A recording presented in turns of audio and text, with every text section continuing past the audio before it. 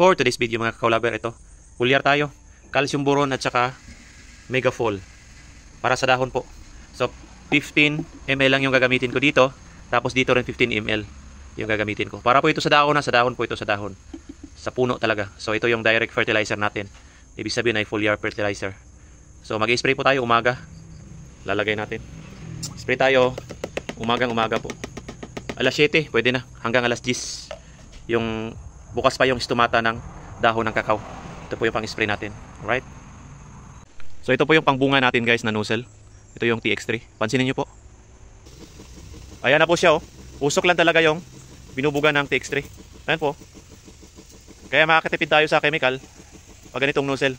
Yung kung saan nabili to, kahit sa mga online meron yata. So dito lang sa amin eh. Tsaka paubos na rin. Ayan oh, TX3. Usok lang. So wag nyo po akong hanapan ng TX3. Wala po akong TX3. Nabili ko lang to doon sa isang tindahan tapos ubos na.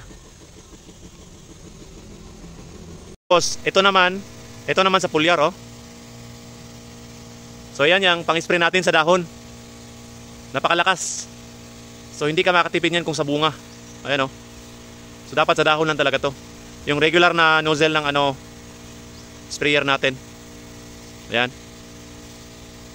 Alright.